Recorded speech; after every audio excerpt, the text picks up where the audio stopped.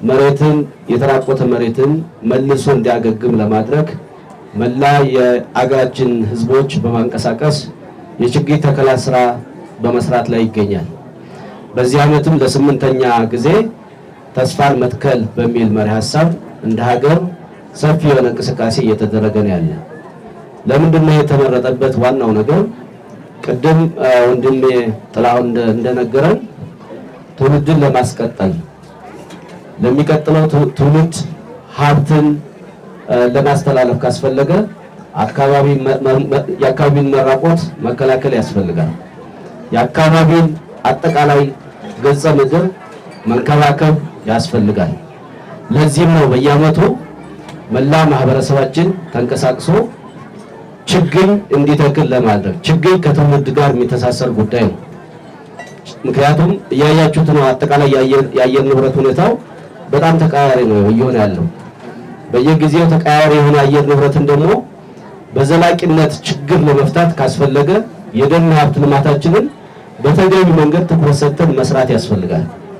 ምክንያቱም ተፈጥሮ በተገቢ መንገድ እኛ እንድንጠቀምባት ካስፈለገ በመሰረታዊነት ተፈጥሮን መንከባከብ ደግሞ እኛ ከተጠቃሚዎች ብዙ ነገር ይጠበቃል። ተፈጥሮ በተገቢ መንገድ ለኛ ለሰው ልጅ አስፈላጊውን አገልግሎት አስፈላጊውን ጥቅም እንድትሰጥ ካስፈለገ ተፈጥሮን የመንከባከብ ተፈጥሮን የመጠበቅ ደግሞ የእያንዳንዳችን ኃላፊነት መሆኑን መዘንጋት የለበትም። ለዛም ነው በየዓመቱ ክረምት በመጣ ቁጥር መላ ህዝባችን በነቂስ ወጥቶ ተገቢ የሆነ ችግኝ እንዲተክል እየተደረገ ያለ። አንዳንዱ ሰው ቀለል አድርጎ ሊወስድ ይችላል። በነገራችን ላይ ቅድም ወንድሜ እንዳለው መትከል ብቻ አይደለም፣ መትከል ብቻ ግብ አይደለም። ዋናው ነገር ከተከልን በኋላ ደግሞ የተከልነውን ችግኝ መንከባከብ ደግሞ የእያንዳንዳችን ኃላፊነት ነው መሆን ያለበት።